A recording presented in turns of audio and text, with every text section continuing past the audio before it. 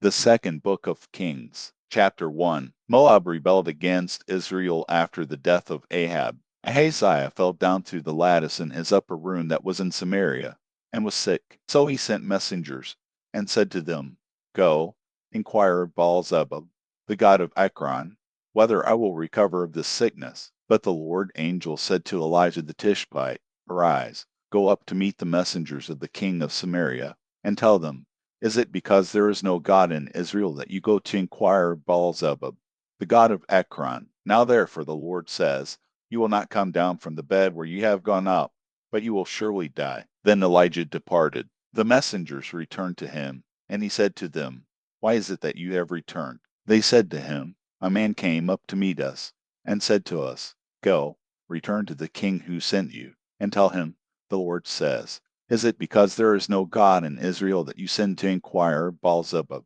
the god of Ekron? Therefore you will not come down from the bed where you have gone up, but you will surely die. He said to them, What kind of man was he who came up to meet you and told you these words? They answered him, He was a hairy man, and wearing a leather belt around his waist. He said, It's Elijah the Tishbite. Then the king sent a captain of 50 with his 50 to him. He went up to him, and behold, he was sitting on the top of the hill. He said to him, Man of God, the king has said, Come down. Elijah answered to the captain of 50, If I am a man of God, then let fire come down from the sky and consume you and your 50. Then fire came down from the sky and consumed him and his 50. Again he sent to him another captain of 50 with his 50. He answered him, Man of God, the king has said, Come down quickly. Elijah answered them, If I am a man of God, then let fire come down from the sky and consume you and your 50. Then God's fire came down from the sky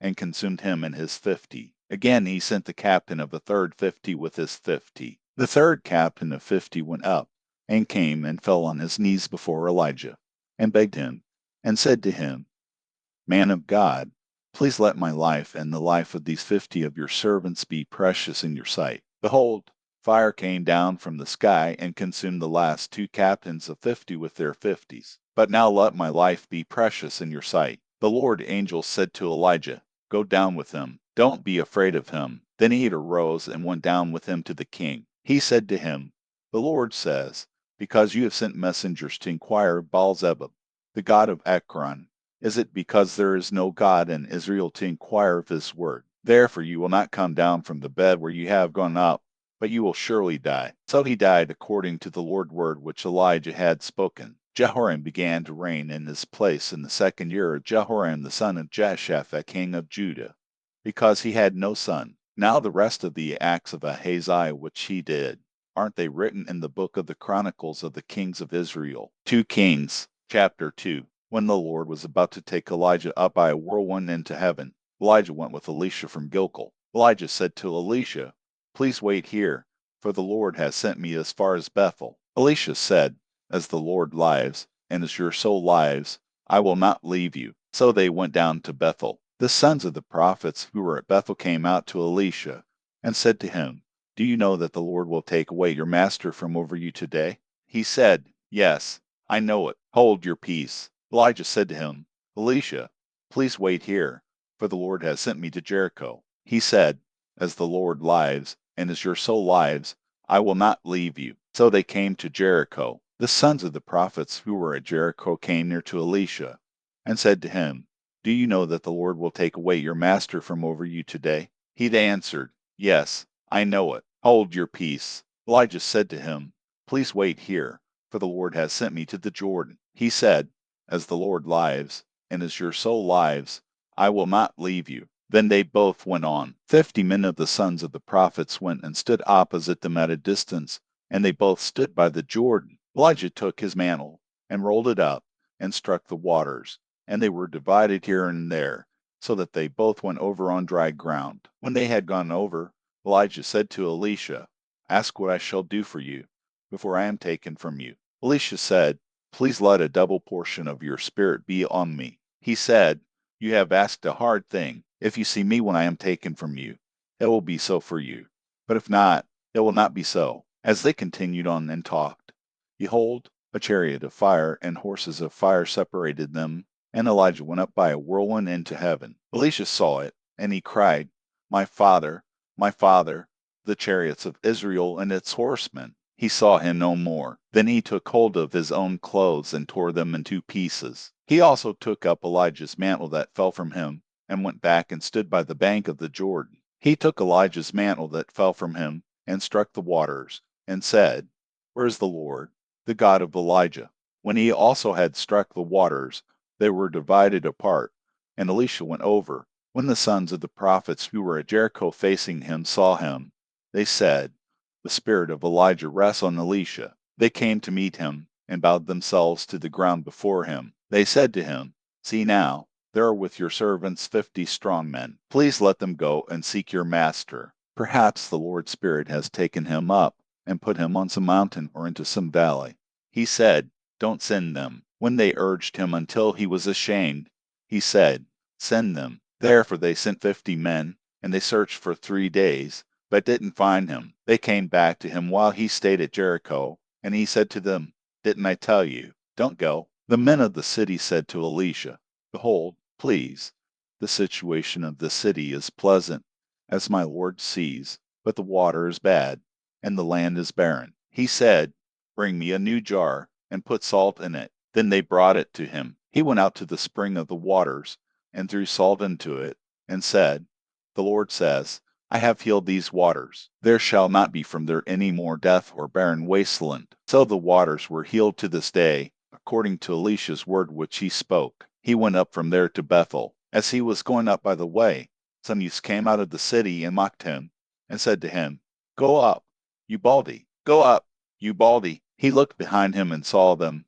and cursed them in the Lord's name. Then 2 female bears came out of the woods and mauled 42 of those youths. He went from there to Mount Carmel, and from there he returned to Samaria. 2 Kings, chapter 3. Now Jehoram the son of Ahab began to reign over Israel and Samaria in the 18th year of Jehoshaphat king of Judah, and reigned 12 years. He did that which was evil in the Lord's sight, but not like his father and like his mother, for he put away the pillar of Baal that his father had made. Nevertheless, he held to the sins of Jeroboam the son of Nebat, with which he made Israel to sin. He didn't depart from them. Now Mesha, king of Moab, was a sheep breeder, and he supplied the king of Israel with 100,000 lambs and the wool of 100,000 rams. But when Ahab was dead, the king of Moab rebelled against the king of Israel.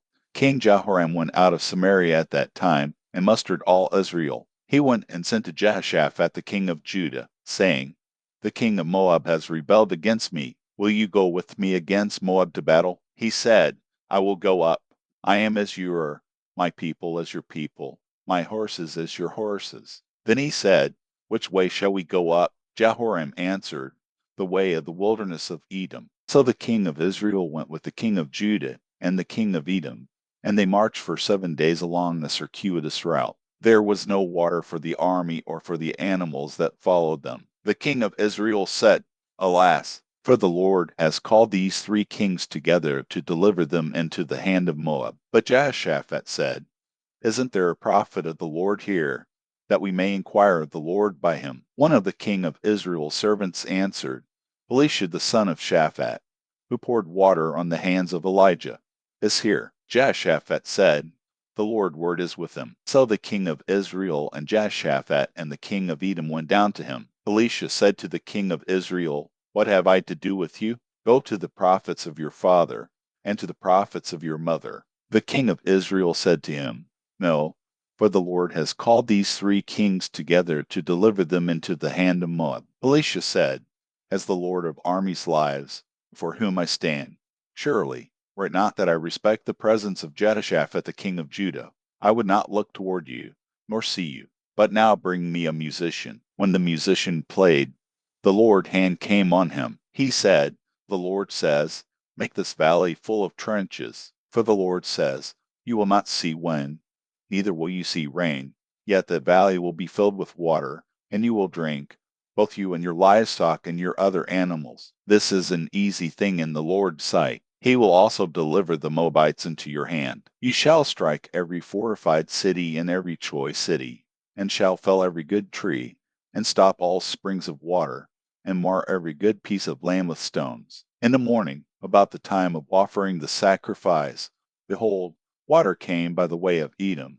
and the country was filled with water. Now when all the Moabites heard that the kings had come up to fight against them, they gathered themselves together, all who were able to put on armor, young and old, and stood on the border. They rose up early in the morning, and the sun shone on the water, and the Moabites saw the water opposite them as red as blood. They said, "This is blood. The kings are surely destroyed, and they have struck each other. Now therefore, Moab, to the plunder." When they came to the camp of Israel, the Israelites rose up and struck the Moabites, so that they fled before them.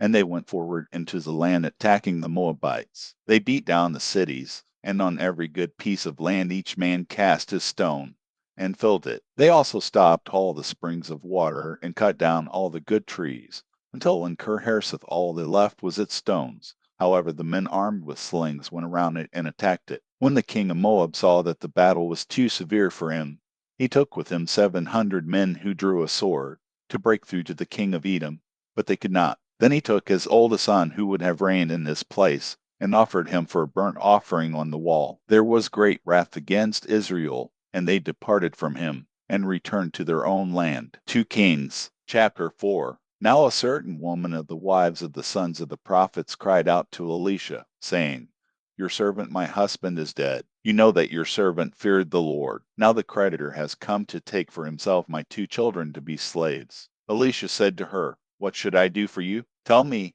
what do you have in the house?" She said, "Your servant has nothing in the house, except a pot of oil." Then he said, "Go, borrow empty containers from all your neighbors. Don't borrow just a few containers. Go in and shut the door on you and on your sons, and pour oil into all those containers, and set aside those which are full." So she went from him, and shut the door on herself and on her sons. They brought the containers to her, and she poured oil. When the containers were full, she said to her son, "Bring me another container." He said to her, "There isn't another container." Then the oil stopped flowing. Then she came and told the man of God. He said, "Go, sell the oil, and pay your debt, and you and your sons live on the rest." One day Elisha went to Shunem, where there was a prominent woman, and she persuaded him to eat bread. So it was, that as often as he passed by, he turned in there to eat bread. She said to her husband, "See now, I perceive that this is a holy man of God who passes by us continually. Please, let's make a little room on the roof. Let's set a bed, a table, a chair, and a lamp stand for him there. When he comes to us, he can stay there." One day he came there, and he went to the room and lay there. He said to Gehazi his servant, "Call the Shunammite." When he had called her, she stood before him. He said to him, "Say now to her, Behold, you have cared for us with all this care. What is to be done for you? Would you like to be spoken for to the king, or to the captain of the army?" She answered, "I dwell among my own people." He said, "What then is to be done for her?" Gehazi answered, "Most certainly she has no son, and her husband is old." He said, "Call her." When he had called her, she stood in the door. He said, "At the season next year, you will embrace a son." She said, "No, my lord, you man of God, do not lie to your servant." The woman conceived and bore a son at that season when the time came round, as Elisha had said to her. When the child was grown, one day he went out to his father to the reapers. He said to his father, "My head, my head." He said to his servant, "Carry him to his mother." When he had taken him and brought him to his mother, he sat on her knees until noon, and then died. She went up and laid him on the man of God's bed, and shut the door on him, and went out. She called to her husband and said, "Please send me one of the servants and one of the donkeys, that I may run to the man of God and come again." He said, "Why would you want to go to him today? It is not a new moon or a Sabbath." She said, "It's all right." Then she saddled a donkey, and said to her servant, "Drive, and go forward. Don't slow down for me, unless I ask you to." So she went, and came to the man of God to Mount Carmel. When the man of God saw her afar off, he said to Gehazi his servant, "Behold, there is the Shunammite. Please run now to meet her, and ask her, Is it well with you? Is it well with your husband? Is it well with your child?" She answered, "It is well." When she came to the man of God to the hill, she caught hold of his feet. Gehazi came near to thrust her away, but the man of God said, Leave her alone, for her soul is troubled within her, and the Lord has hidden it from me, and has not told me." Then she said, "Did I ask you for a son, my lord? Didn't I say, 'Do not deceive me'?" Then he said to Gehazi, "Tuck your cloak into your belt, take my staff in your hand, and go your way. If you meet any man, don't greet him, and if anyone greets you, don't answer him again. Then lay my staff on the child's face." The child's mother said, "As the Lord lives, and as your soul lives, I will not leave you." So he arose and followed her. Gehazi went ahead of them and laid the staff on the child's face, but there was no voice and no hearing. Therefore he returned to meet him, and told him, "The child has not awakened." When Elisha had come into the house, behold, the child was dead, and lying on his bed. He went in therefore, and shut the door on them both, and prayed to the Lord. He went up and lay on the child, and put his mouth on his mouth, and his eyes on his eyes, and his hands on his hands. He stretched himself on him, and the child's flesh grew warm. Then he returned, and walked in the house once back and forth, then went up and stretched himself out on him. Then the child sneezed 7 times, and the child opened his eyes. He called Gehazi, and said, "Call the Shunammite." So he called her. When she had come into him, he said, "Take up your son." Then she went in, fell at his feet, and bowed herself to the ground. Then she picked up her son, and went out. Elisha came again to Gilgal. There was a famine in the land, and the sons of the prophets were sitting before him. And he said to his servant, "Get the large pot, and boil stew for the sons of the prophets." One went out into the field to gather herbs, and found a wild vine, and gathered a lap full of wild gourds from it, and came and cut them up into the pot of stew, for they didn't recognize them. So they poured out for the men to eat. As they were eating some of the stew, they cried out and said, "Man of God, there is death in the pot."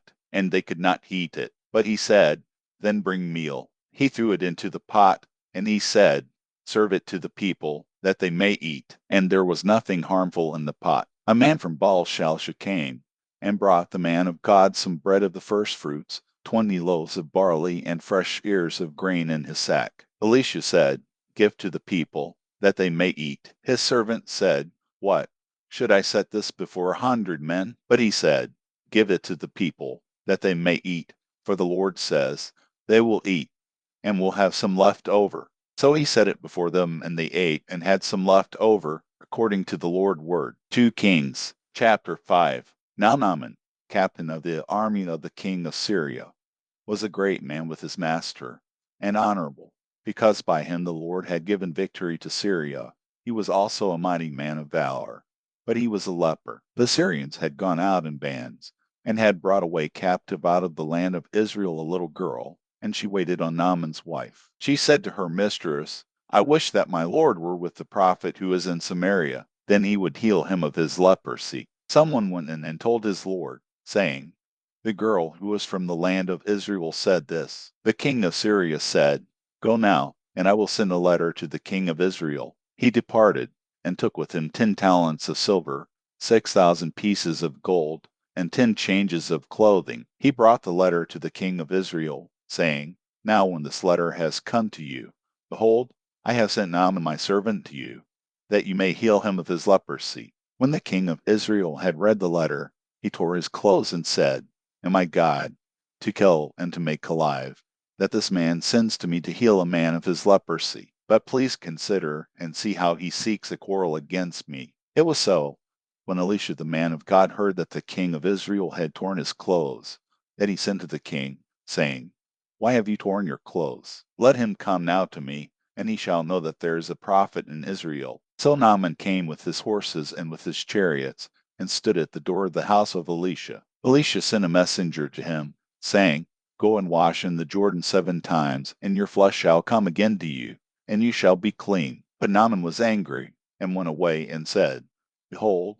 I thought, he will surely come out to me, and stand, and call on the name of the Lord his God, and wave his hand over the place, and heal the leper. Aren't Abana and Pharpar, the rivers of Damascus, better than all the waters of Israel? Couldn't I wash in them and be clean?" So he turned and went away in a rage. His servants came near and spoke to him, and said, "My father, if the prophet had asked you to do some great thing, wouldn't you have done it? How much rather then, when he says to you, wash and be clean, then went he down and dipped himself 7 times in the Jordan, according to the saying of the man of God, and his flesh was restored like the flesh of a little child, and he was clean. He returned to the man of God, he and all his company, and came, and stood before him, and he said, See now, I know that there is no God in all the earth, but in Israel. Now therefore, please take a gift from your servant. But he said, As the Lord lives, before whom I stand,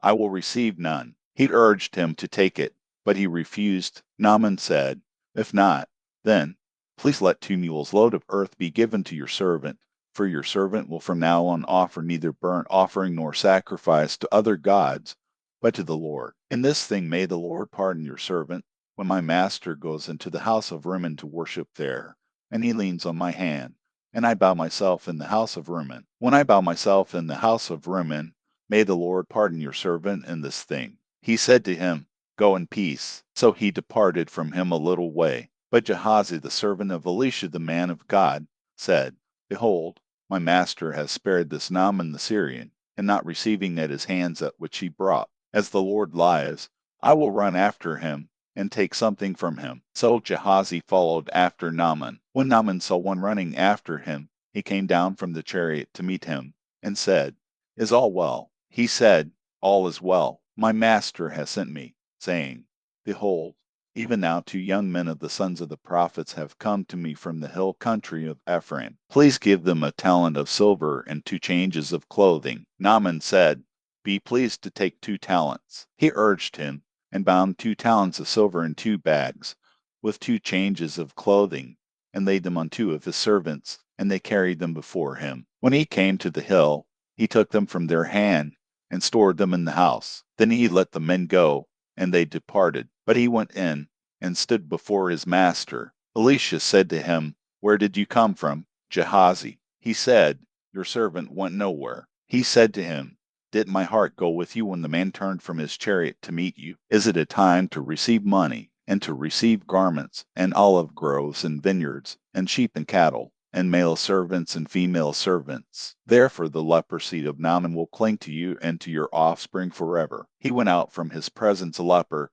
as white as snow. 2 Kings, chapter 6. The sons of the prophet said to Elisha, See now, the place where we live and meet with you is too small for us. Please let us go to the Jordan, and each man take a beam from there, and let's make us a place there, where we may live. He answered, Go. One said, Please be pleased to go with your servants. He answered, I will go. So he went with them. When they came to the Jordan, they cut down wood. But as one was cutting down a tree, the axe head fell into the water. Then he cried out and said, Alas, my master, for it was borrowed. The man of God asked, Where did it fall? He showed him the place. He cut down a stake, threw it in there, and made the iron float. He said, Take it. So he put out his hand and took it. Now the king of Syria was at war against Israel, and he took counsel with his servants, saying, My camp will be in such and such a place. The man of God sent to the king of Israel, saying, Beware that you not pass this place, for the Syrians are coming down there. The king of Israel sent to the place which the man of God told him and warned him of, and he saved himself there, not once or twice. The king of Syria's heart was very troubled about this. He called his servants and said to them, Won't you show me which of us is for the king of Israel? One of his servants said, No, my lord, O king.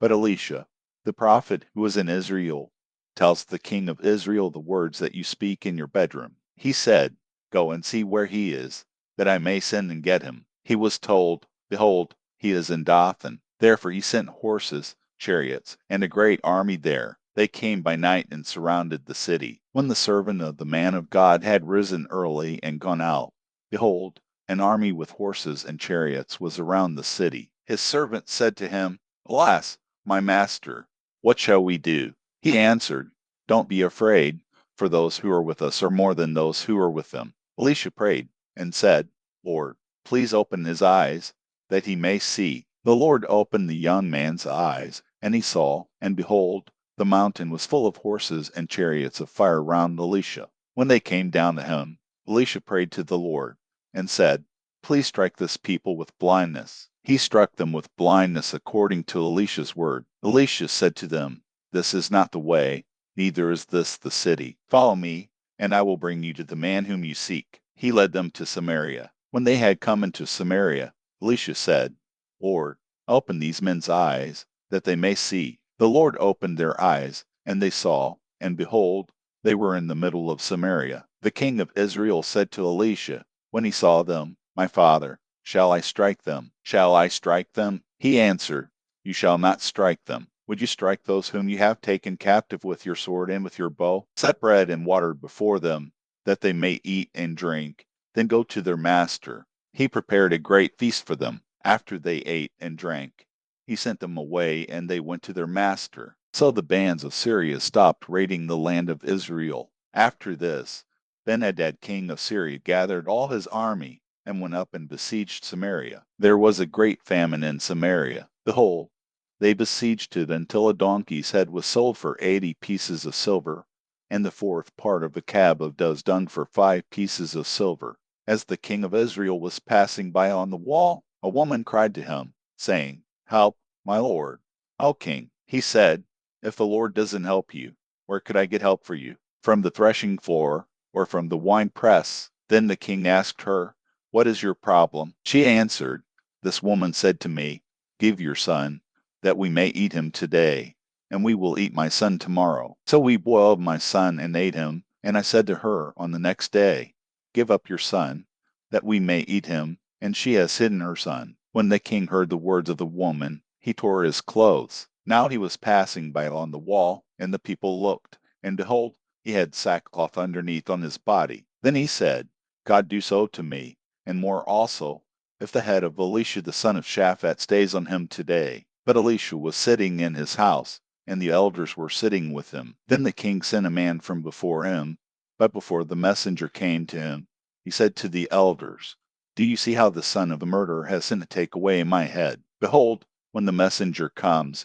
shut the door, and hold the door shut against him." Isn't the sound of his master's feet behind him? While he was still talking with them, behold, the messenger came down to him. Then he said, "Behold, this evil is from the Lord. Why should I wait for the Lord any longer?" 2 Kings chapter 7. Elisha said, "Hear the Lord's word. The Lord says, tomorrow about this time a seah of fine flour will be sold for a shekel, and 2 seahs of barley for a shekel, in the gate of Samaria." Then the captain on whose hand the king leaned answered the man of God, and said, "Behold, if the Lord made windows in heaven, could this thing be?" He said, "Behold, you will see it with your eyes, but will not eat of it." Now there were 4 leprous men at the entrance of the gate. They said to one another, "Why do we sit here until we die? If we say, 'We will enter into the city,' then the famine is in the city, and we will die there. If we sit still here, we also die. Now therefore come,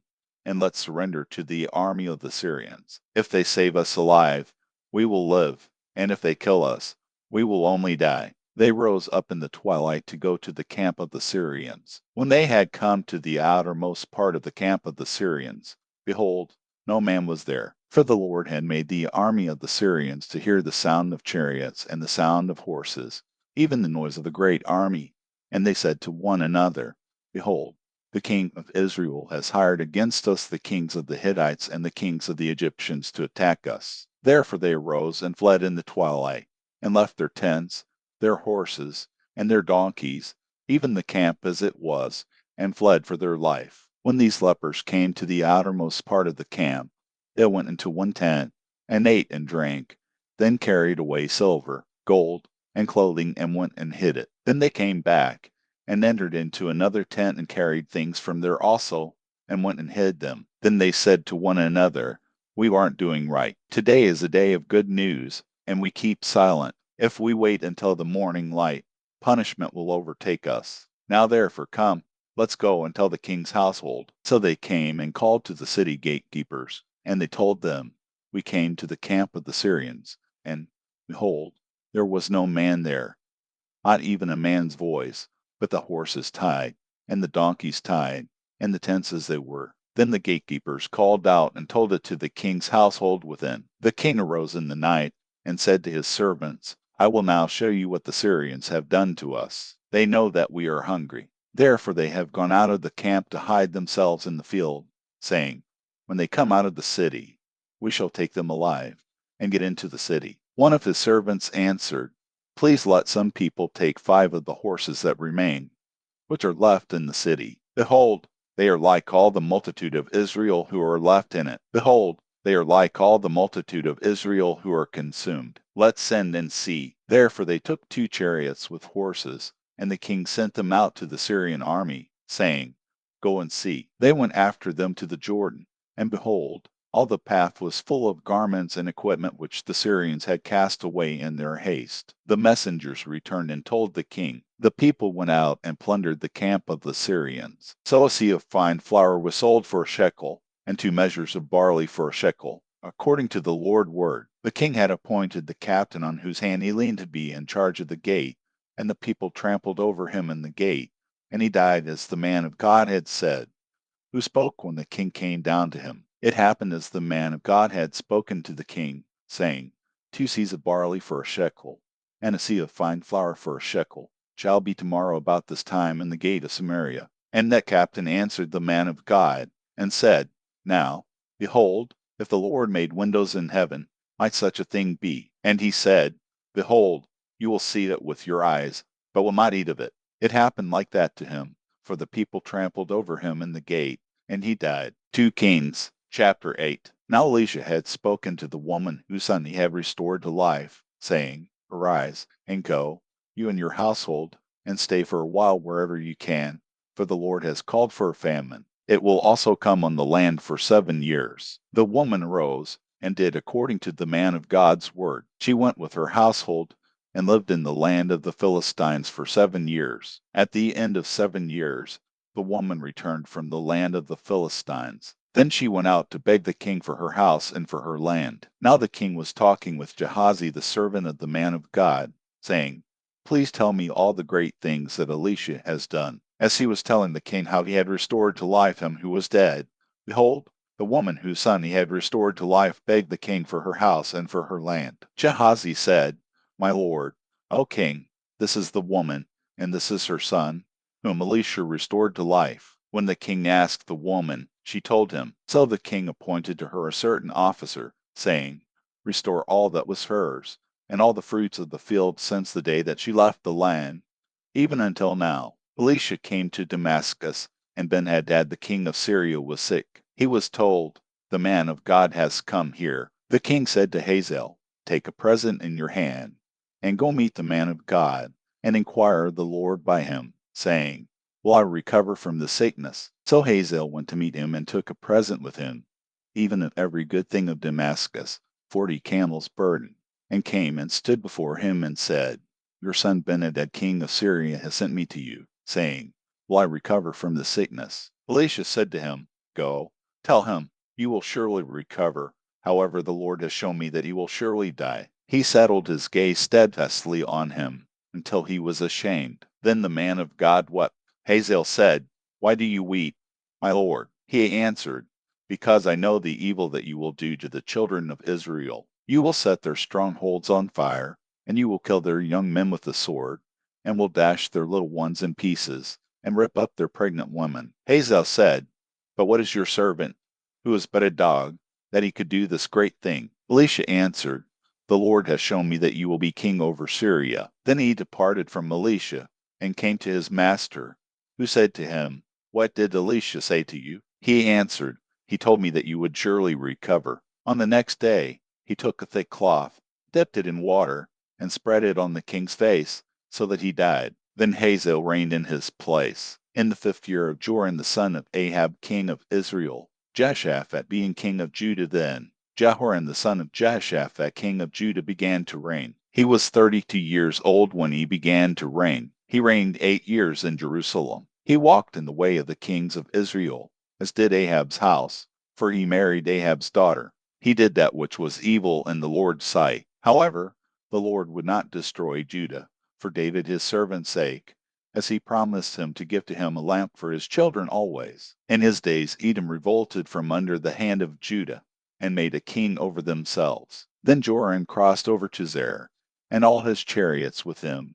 And he rose up by night and struck the Edomites who surrounded him with the captains of the chariots, and the people fled to their tents. So Edom revolted from under the hand of Judah to this day. Then Libnah revolted at the same time. The rest of the acts of Joram, and all that he did, aren't they written in the book of the Chronicles of the kings of Judah? Joram slept with his fathers, and was buried with his fathers in David's city, and Ahaziah his son reigned in his place. In the 12th year of Joram the son of Ahab king of Israel, Ahaziah the son of Jehoram king of Judah began to reign. Ahaziah was 22 years old when he began to reign, and he reigned 1 year in Jerusalem. His mother's name was Athaliah, the daughter of Omri king of Israel. He walked in the way of Ahab's house and did that which was evil in the Lord's sight, as did Ahab's house, for he was the son-in-law of Ahab's house. He went with Joram the son of Ahab to war against Hazael king of Syria at Ramoth Gilead, and the Syrians wounded Joram. King Joram returned to be healed in Jezreel from the wounds which the Syrians had given him at Ramah, when he fought against Hazael king of Syria. Ahaziah the son of Jehoram king of Judah went down to see Joram the son of Ahab in Jezreel, because he was sick. 2 Kings chapter 9. Elisha the prophet called one of the sons of the prophets, and said to him, Put your belt on your waist, take this vial of oil in your hand, and go to Ramoth Gilead. When you come there, find Jehu the son of Jehoshaphat the son of Nimshi, and go in and make him rise up from among his brothers, and take him to an inner room. Then take the vial of oil, and pour it on his head, and say, The Lord says, I have anointed you king over Israel. Then open the door, flee, and don't wait. So the young man, the young prophet, went to Ramoth Gilead. When he came, behold, the captains of the army were sitting. Then he said, I have a message for you, captain. Jehu said, To which one of us? He said, To you, O captain. He arose and went into the house. Then he poured the oil on his head, and said to him, The Lord, the God of Israel, says, I have anointed you king over the people of the Lord, even over Israel. You must strike your master Ahab's house, that I may avenge the blood of my servants the prophets, and the blood of all the servants of the Lord, at the hand of Jezebel, for the whole house of Ahab will perish. I will cut off from Ahab everyone who urinates against a wall, both him who is shut up and him who is left at large in Israel. I will make Ahab's house like the house of Jeroboam the son of Nebat, and like the house of Baasha the son of Ahijah. The dogs will eat Jezebel on the plot of ground of Jezreel, and there shall be no one to bury her. Then he opened the door and fled. When Jehu came out to the servants of his lord, and one said to him, Is all well? Why did this madman come to you? He said to them, You know the man and how he talks. They said, That is a lie. Tell us now. He said to me, The Lord says, I have anointed you king over Israel. Then they hurried, and each man took his cloak, and put it under him on the top of the stairs, and blew the trumpet, saying, Jehu is king. So Jehu the son of Jehoshaphat the son of Nimshi conspired against Joram. Now Joram was defending Ramoth Gilead, he and all Israel, because of Hazael king of Syria. But King Joram had returned to be healed in Jezreel of the wounds which the Syrians had given him when he fought with Hazael king of Syria. Jehu said, If this is your thinking, then let no one escape and go out of the city to go to tell it in Jezreel. So Jehu rode in a chariot and went to Jezreel, for Joram lay there. Ahaziah king of Judah had come down to see Joram. Now the watchman was standing on the tower in Jezreel, and he spied the company of Jehu as he came, and said, I see a company. Joram said, Take a horseman, and send to meet them, and let him say, Is it peace? So one went on horseback to meet him, and said, The king says, Is it peace? Jehu said, What do you have to do with peace? Fall in behind me. The watchman said, The messenger came to them, but he isn't coming back. Then he sent out a second on horseback, who came to them and said, The king says, Is it peace? Jehu answered, What do you have to do with peace? Fall in behind me. The watchman said, He came to them, and isn't coming back. The driving is like the driving of Jehu the son of Nimshi, for he drives furiously. Joram said, Get ready. They got his chariot ready. Then Joram king of Israel and Ahaziah king of Judah went out, each in his chariot, and they went out to meet Jehu, and found him on Naboth the Jezreelite's land. When Joram saw Jehu, he said, Is it peace? Jehu. He answered, What peace, so long as the prostitution of your mother Jezebel and her witchcraft abound? Joram turned his hands and fled, and said to Ahaziah, This is treason. Ahaziah. Jehu drew his bow with his full strength, and struck Joram between his arms, and the arrow went out at his heart, and he sunk down in his chariot. Then Jehu said to Bidkar his captain, Pick him up, and throw him in the plot of the field of Naboth the Jezreelite. For remember how, when you and I rode together after Ahab his father, the Lord laid this burden on him. Surely I have seen yesterday the blood of Naboth, and the blood of his sons, says the Lord, and I will repay you in this plot of ground, says the Lord. Now therefore take and cast him onto the plot of ground, according to the Lord's word. But when Ahaziah the king of Judah saw this, he fled by the way of the garden house. Jehu followed after him, and said, Strike him also in the chariot. They struck him at the ascent of Gur, which is by Eblaim. He fled to Megiddo, and died there. His servants carried him in a chariot to Jerusalem, and buried him in his tomb with his fathers in David's city. In the 11th year of Joram the son of Ahab, Ahaziah began to reign over Judah. When Jehu had come to Jezreel, Jezebel heard of it, and she painted her eyes, and adorned her head, and looked out at the window. As Jehu entered in at the gate, she said, Do you come in peace, Zimri, you murderer of your master? He lifted up his face to the window, and said, Who is on my side? Who? 2 or 3 eunuchs looked out at him. He said, Throw her down. So they threw her down, and some of her blood was sprinkled on the wall, and on the horses. Then he trampled her underfoot. When he had come in, he ate and drank. Then he said, See now to this cursed woman, and bury her, for she is a king's daughter. They went to bury her, but they found no more of her than the skull, the feet, and the palms of her hands. Therefore they came back and told him. He said, This is the Lord's word, which he spoke by his servant Elijah the Tishbite, saying, The dogs will eat the flesh of Jezebel on the plot of Jezreel, and the body of Jezebel will be as dung on the surface of the field on Jezreel's land, so that they won't say, This is Jezebel. 2 Kings, chapter 10. Now Ahab had 70 sons in Samaria. Jehu wrote letters and sent them to Samaria, to the rulers of Jezreel, even the elders, and to those who brought up Ahab's sons, saying, Now as soon as this letter comes to you, since your master's sons are with you, and you have chariots and horses, a fortified city also, and armor, select the best and fittest of your master's sons, set him on his father's throne, and fight for your master's house. But they were exceedingly afraid, and said, Behold, the 2 kings didn't stand before him. How then shall we stand? He who was over the household, and he who was over the city, the elders also, and those who raised the children, sent to Jehu, saying, We are your servants, and will do all that you ask us. We will not make any man king. You do that which is good in your eyes. Then he wrote a letter the second time to them, saying, If you are on my side, and if you will listen to my voice, take the heads of the men who are your master's sons, and come to me to Jezreel by tomorrow this time. Now the king's sons, being 70 persons, were with the great men of the city, who brought them up.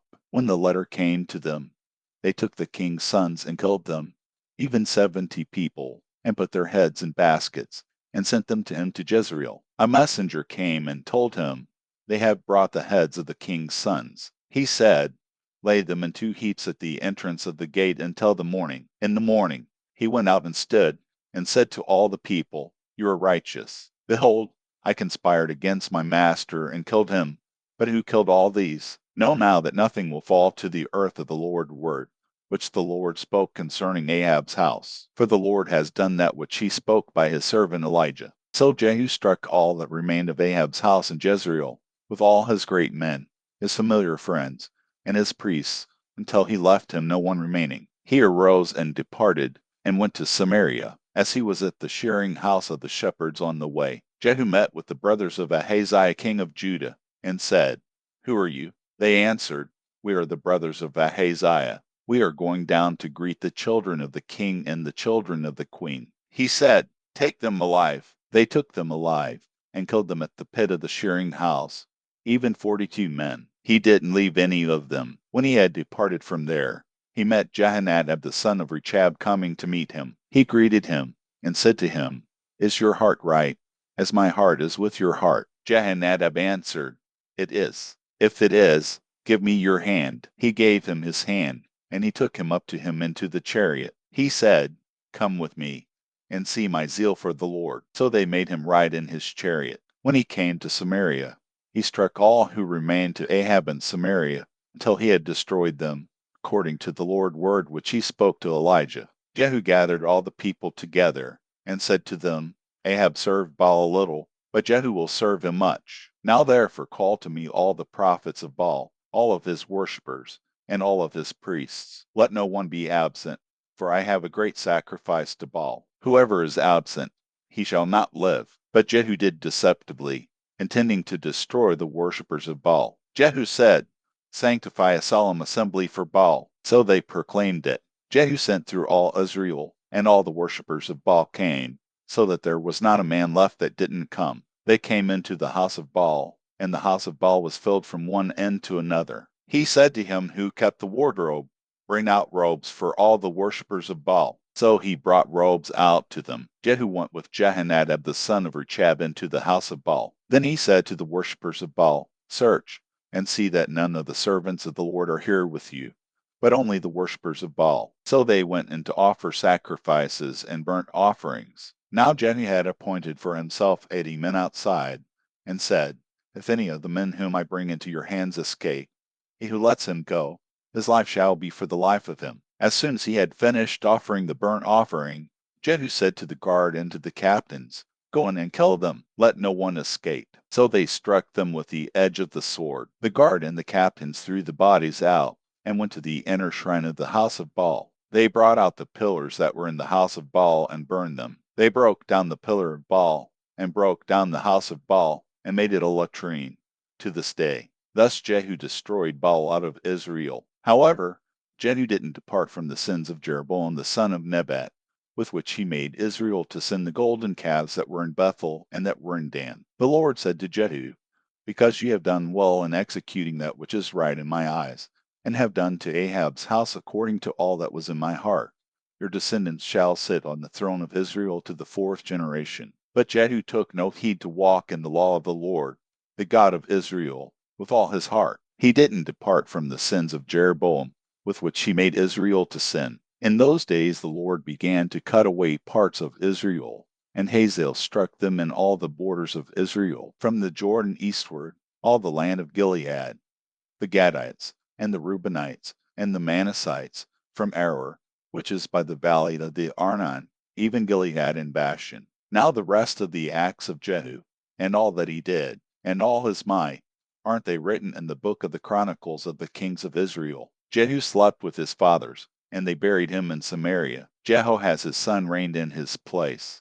The time that Jehu reigned over Israel and Samaria was 28 years. 2 Kings, chapter 11. Now when Athaliah the mother of Ahaziah saw that her son was dead, she arose and destroyed all the royal offspring. But Jahasheba, the daughter of King Joram, sister of Ahaziah, took Joash the son of Ahaziah, and stole him away from among the king's sons who were slain, even him and his nurse, and put them in the bedroom, and they hid him from Athaliah, so that he was not slain. He was with her hidden in the Lord's house 6 years, while Athaliah reigned over the land. In the 7th year Jehoiada sent and fetched the captains over hundreds of the Karites and of the guard, and brought them to him into the Lord's house, and he made a covenant with them, and made a covenant with them in the Lord's house, and showed them the king's son. He commanded them, saying, This is what you must do. A third of you, who come in on the Sabbath, shall be keepers of the watch of the king's house. A third of you shall be at the gate, sir, and a third of you at the gate behind the guard. So you shall keep the watch of the house, and be a barrier. The 2 companies of you, even all who go out on the Sabbath, shall keep the watch of the Lord's house around the king. You shall surround the king, every man with his weapons in his hand, and he who comes within the ranks, let him be slain. Be with the king when he goes out, and when he comes in. The captains over hundreds did according to all that Jehoiada the priest commanded, and they each took his men, those who were to come in on the Sabbath with those who were to go out on the Sabbath, and came to Jehoiada the priest. The priest delivered to the captains over hundreds the spears and shields that had been King David's, which were in the Lord's house. The guard stood, every man with his weapons in his hand, from the right side of the house to the left side of the house, along by the altar in the house, around the king. Then he brought out the king's son, and put the crown on him, and gave him the covenant, and they made him king and anointed him, and they clapped their hands, and said, Long live the king. When Athaliah heard the noise of the guard and of the people, she came to the people and to the Lord's house. And she looked, and behold, the king stood by the pillar, as the tradition was, with the captains and the trumpets by the king, and all the people of the land rejoiced, and blew trumpets. Then Athaliah tore her clothes and cried, Treason, treason! Jehoiada the priest commanded the captains of hundreds who were set over the army, and said to them, Bring her out between the ranks. Kill anyone who follows her with the sword. For the priest said, Don't let her be slain in the Lord's house. So they seized her, and she went by the way of the horses' entry to the king's house, and she was slain there. Jehoiada made a covenant between the Lord and the king and the people, that they should be the Lord people, also between the king and the people. All the people of the land went to the house of Baal, and broke it down. They broke his altars and his images in pieces thoroughly, and killed Mattan the priest of Baal before the altars. The priest appointed officers over the Lord's house. He took the captains over hundreds, and the Carites, and the guard, and all the people of the land, and they brought down the king from the Lord's house, and came by the way of the gate of the guard to the king's house. He sat on the throne of the kings. So all the people of the land rejoiced, and the city was quiet. They had slain Athaliah with the sword at the king's house. Jehoash was 7 years old when he began to reign. 2 Kings, chapter 12. Jehoash began to reign in the 7th year of Jehu, and he reigned 40 years in Jerusalem. His mother's name was Zebiah of Beersheba. Jehoash did that which was right in the Lord's eyes all his days, and which Jehoiada the priest instructed him. However, the high places were not taken away. The people still sacrificed and burned incense in the high places. Jehoash said to the priests, All the money of the holy things that is brought into the Lord's house, and current money, the money of the people for whom each man is evaluated, and all the money that it comes into any man's heart to bring into the Lord's house, let the priest take it to them, each man from his donor, and they shall repair the damage to the house, wherever any damage is found. But it was so, that in the 23rd year of King Jehoash the priest had not repaired the damage to the house. Then King Jehoash called for Jehoiada the priest, and for the other priests, and said to them, Why aren't you repairing the damage to the house? Now therefore take no more money from your treasurers, but deliver it for repair of the damage to the house. The priests consented that they should take no more money from the people, and not repair the damage to the house. But Jehoiada the priest took a chest and bored a hole in its lid, and set it beside the altar, on the right side, as one comes into the Lord's house. And the priests who kept the threshold put all the money that was brought into the Lord's house into it. When they saw that there was much money in the chest, the king's scribe and the high priest came up,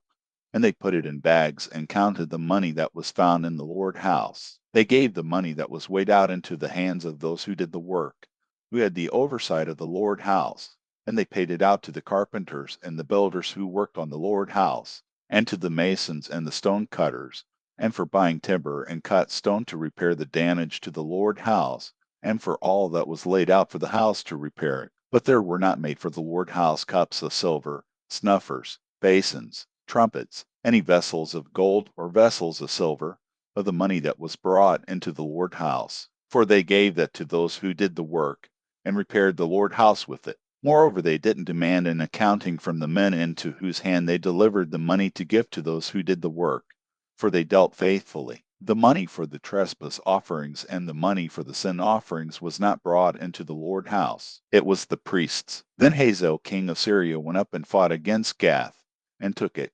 And Hazael set his face to go up to Jerusalem. Jehoash king of Judah took all the holy things that Jehoshaphat and Jehoram and Ahaziah, his fathers, kings of Judah, had dedicated, and his own holy things, and all the gold that was found in the treasures of the Lord's house, and of the king's house, and sent it to Hazael king of Syria, and he went away from Jerusalem. Now the rest of the acts of Joash, and all that he did, aren't they written in the book of the Chronicles of the kings of Judah? His servants arose and made a conspiracy, and struck Joash at the house of Millo, on the way that goes down to Silla. For Joskar the son of Shinath, and Jehozabad the son of Shomer, the servants, struck him, and he died, and they buried him with his fathers in David's city, and Amaziah his son reigned in his place. 2 Kings, chapter 13. In the 23rd year of Joash the son of Ahaziah, king of Judah, Jehoahaz the son of Jehu began to reign over Israel and Samaria for 17 years. He did that which was evil in the Lord's sight,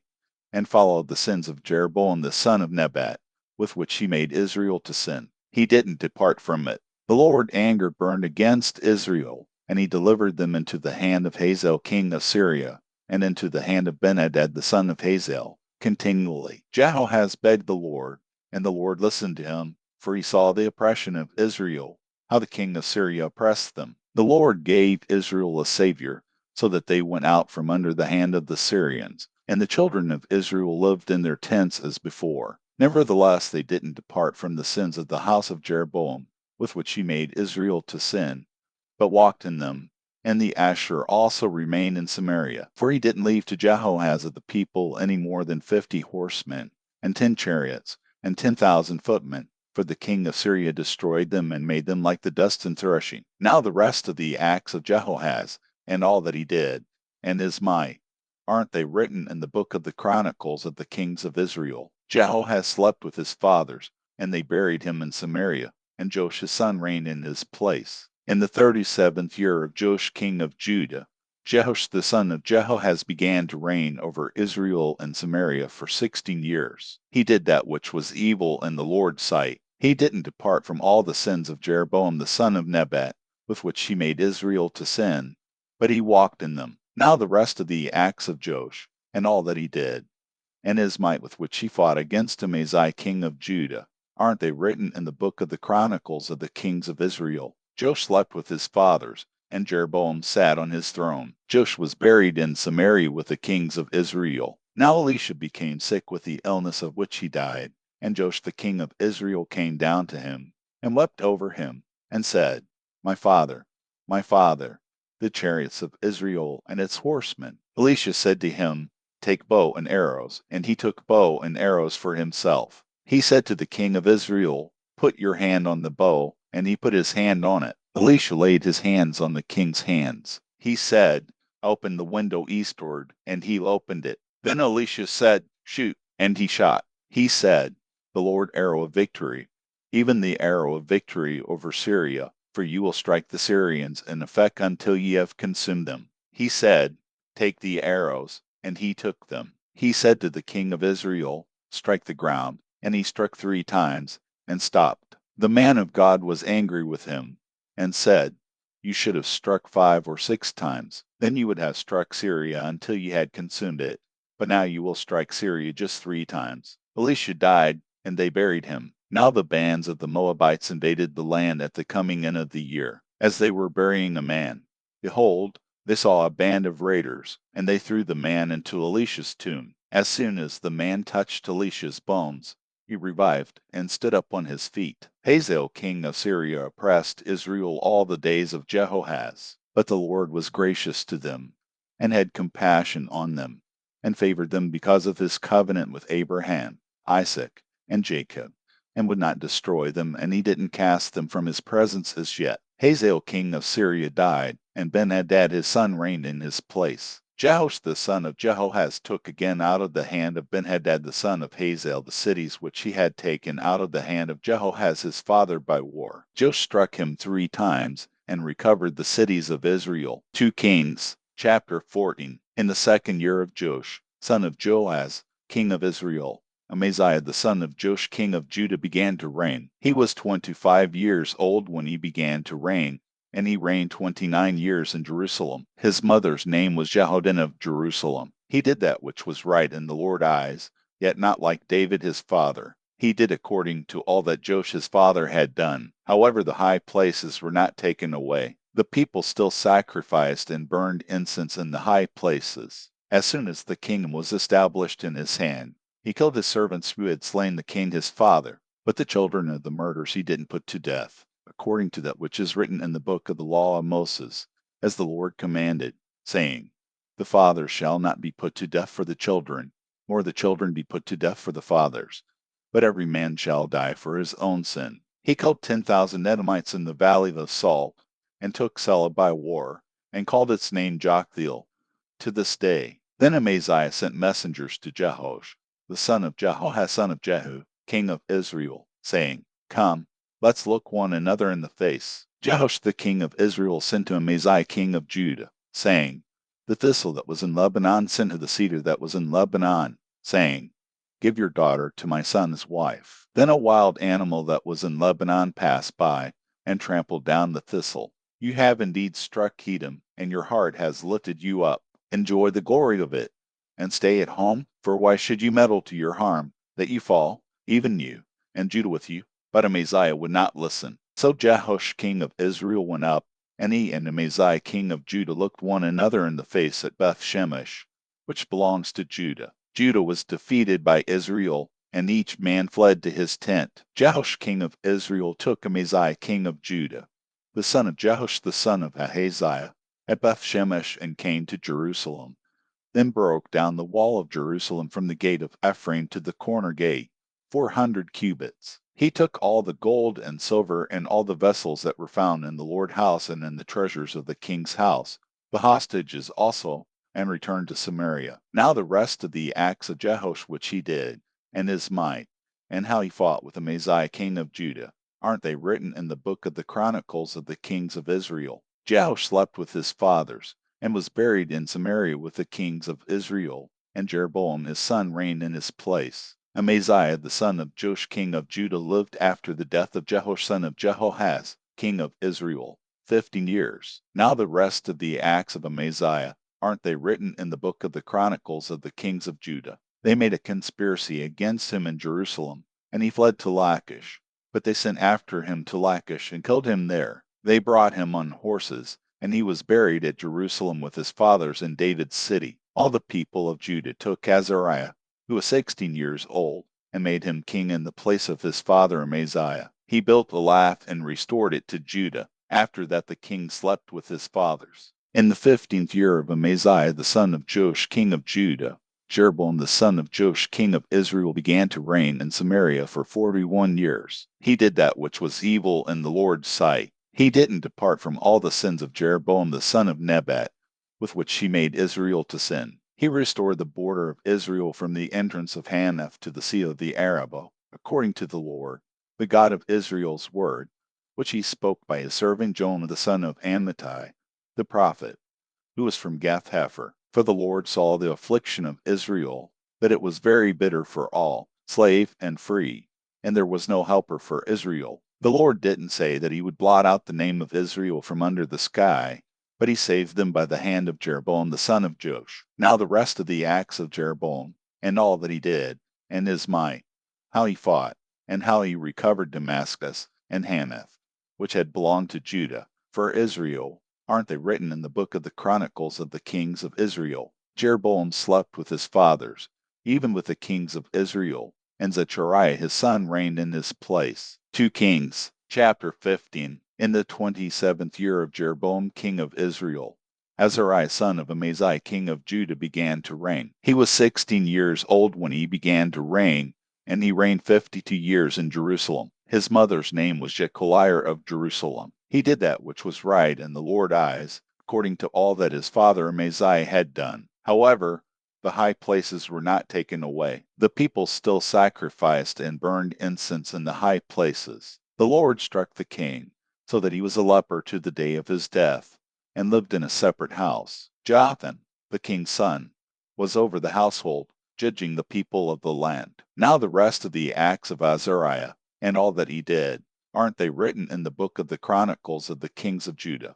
Azariah slept with his fathers, and they buried him with his fathers in David's city, and Jotham his son reigned in his place. In the 38th year of Azariah king of Judah, Zechariah the son of Jeroboam reigned over Israel and Samaria 6 months. He did that which was evil in the Lord's sight, as his fathers had done. He didn't depart from the sins of Jeroboam the son of Nebat, with which he made Israel to sin. Shallum the son of Jabesh conspired against him, and struck him before the people, and killed him, and reigned in his place. Now the rest of the acts of Zechariah, behold, they are written in the book of the chronicles of the kings of Israel. This was the Lord's word which he spoke to Jehu, saying, Your sons to the 4th generation shall sit on the throne of Israel. So it came to pass, Shallum the son of Jabesh began to reign in the 39th year of Uzziah king of Judah, and he reigned for a month in Samaria. Menahem the son of Gadi went up from Tirzah, came to Samaria,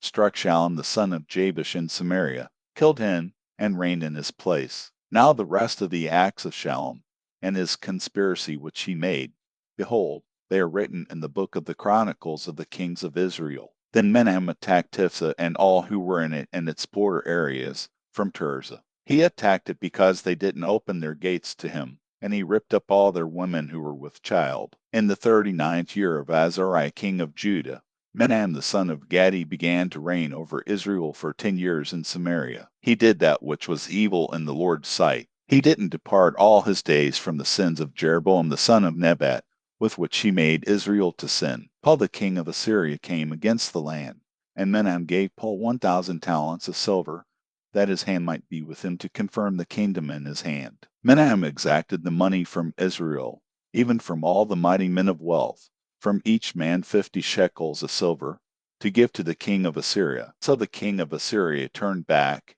and didn't stay there in the land. Now the rest of the acts of Menahem, and all that he did, aren't they written in the book of the Chronicles of the kings of Israel? Menahem slept with his fathers, and Pekahiah his son reigned in his place. In the 50th year of Azariah king of Judah, Pekahiah the son of Menahem began to reign over Israel and Samaria for 2 years. He did that which was evil in the Lord's sight. He didn't depart from the sins of Jeroboam the son of Nebat, with which he made Israel to sin. Pekah the son of Remaliah, his captain, conspired against him and attacked him in Samaria, in the fortress of the king's house, with Argob and Ari, and with him were 50 men of the Gileadites. He killed him, and reigned in his place. Now the rest of the acts of Pekahiah, and all that he did, behold, they are written in the book of the Chronicles of the kings of Israel. In the 52nd year of Azariah king of Judah, Pekah the son of Remaliah began to reign over Israel and Samaria for 20 years. He did that which was evil in the Lord's sight. He didn't depart from the sins of Jeroboam the son of Nebat,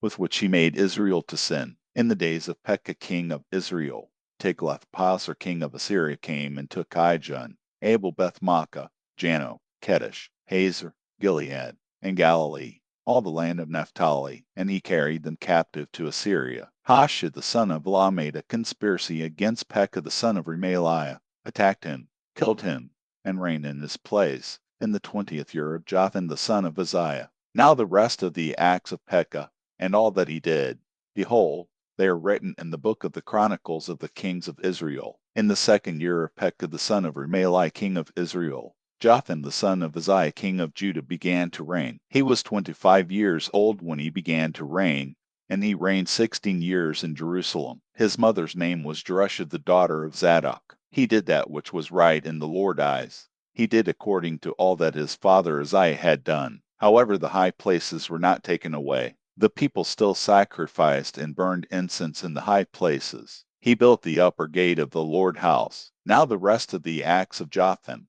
and all that he did, aren't they written in the book of the Chronicles of the kings of Judah? In those days, the Lord began to send Rezin the king of Syria and Pekah the son of Remaliah against Judah. Jotham slept with his fathers, and was buried with his fathers in his father David's city, and as his son reigned in his place. 2 Kings, chapter 16. In the 17th year of Pekah the son of Remaliah, as the son of Jotham king of Judah began to reign, as was 20 years old when he began to reign, and he reigned 16 years in Jerusalem. He didn't do that which was right in the Lord his God's eyes, like David his father, but he walked in the way of the kings of Israel, and even made his son to pass through the fire, according to the abominations of the nations whom the Lord cast out from before the children of Israel.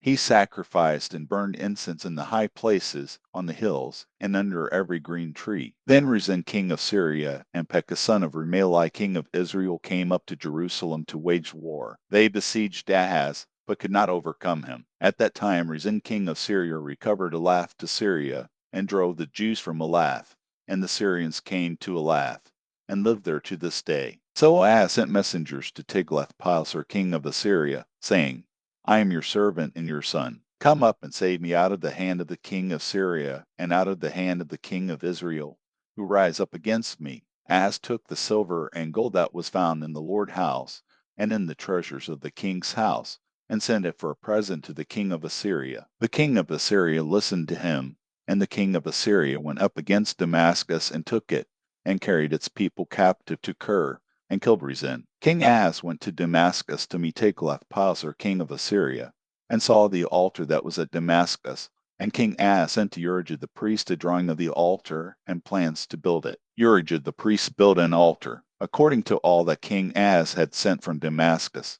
So Urijah the priest made it for the coming of King Ahaz from Damascus. When the king had come from Damascus, the king saw the altar, and the king came near to the altar, and offered on it. He burned his burnt offering and his meal offering, poured his drink offering, and sprinkled the blood of his peace offerings on the altar. The bronze altar, which was before the Lord, he brought from the front of the house, from between his altar and the Lord's house, and put it on the north side of his altar. King Ahaz commanded Urijah the priest, saying, On the great altar burn the morning burnt offering, the evening meal offering, the king's burnt offering and his meal offering, with the burnt offering of all the people of the land, their meal offering, and their drink offerings, and sprinkle on it all the blood of the burnt offering, and all the blood of the sacrifice, but the bronze altar will be for me to inquire by. Urijah the priest did so, according to all that King Ahaz commanded. King Ahaz cut off the panels of the bases,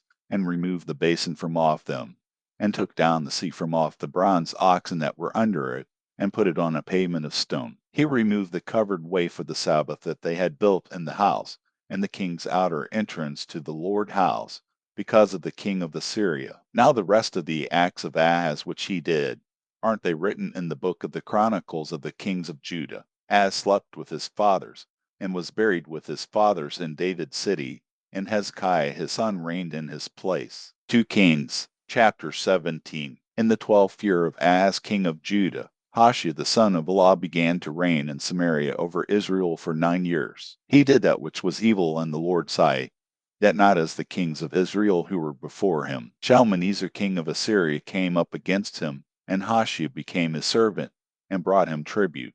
The king of Assyria discovered a conspiracy in Hoshea, for he had sent messengers to So king of Egypt, and offered no tribute to the king of Assyria, as he had done year by year. Therefore the king of Assyria seized him, and bound him in prison. Then the king of Assyria came up throughout all the land, went up to Samaria, and besieged it 3 years. In the 9th year of Hoshea the king of Assyria took Samaria, and carried Israel away to Assyria, and placed them in Hala, and on the Habor, the river of Gazan, and in the cities of the Medes. It was so because the children of Israel had sinned against the Lord their God, who brought them up out of the land of Egypt from under the hand of Pharaoh king of Egypt, and had feared other gods, and walked in the statutes of the nations whom the Lord cast out from before the children of Israel, and of the kings of Israel, which they made. The children of Israel secretly did things that were not right against the Lord their God, and they built high places for themselves in all their cities, from the tower of the watchman to the fortified city. And they set up for themselves pillars and Asherah poles on every high hill and under every green tree. And there they burned incense in all the high places, as the nations whom the Lord carried away before them did. And they did wicked things to provoke the Lord to anger. And they served idols, of which the Lord had said to them, You shall not do this thing. Yet the Lord testified to Israel and to Judah, every prophet and every seer, saying, Turn from your evil ways, and keep my commandments and my statutes, according to all the law which I commanded your fathers, and which I sent to you by my servants the prophets. Notwithstanding, they would not listen, but hardened their neck like the neck of their fathers, who didn't believe in the Lord their God. They rejected his statutes and his covenant that he made with their fathers, and his testimonies which he testified to them, and they followed vanity, and became vain, and followed the nations that were around them, concerning whom the Lord had commanded them that they should not do like them. They abandoned all the commandments of the Lord their God, and made molten images for themselves, even 2 calves, and made an Asherah, and worshipped all the army of the sky, and served Baal. They caused their sons and their daughters to pass through the fire, used divination and enchantments, and sold themselves to do that which was evil in the Lord's sight, to provoke him to anger. Therefore the Lord was very angry with Israel, and removed them out of his sight. There was none left but the tribe of Judah only. Also Judah didn't keep the commandments of the Lord their God, but walked in the statutes of Israel which they made. The Lord rejected all the offspring of Israel, afflicted them, and delivered them into the hands of raiders, until he had cast them out of his sight. For he tore Israel from David's house, and they made Jeroboam the son of Nebat king. And Jeroboam drove Israel from following the Lord, and made them sin a great sin. The children of Israel walked in all the sins of Jeroboam which he did.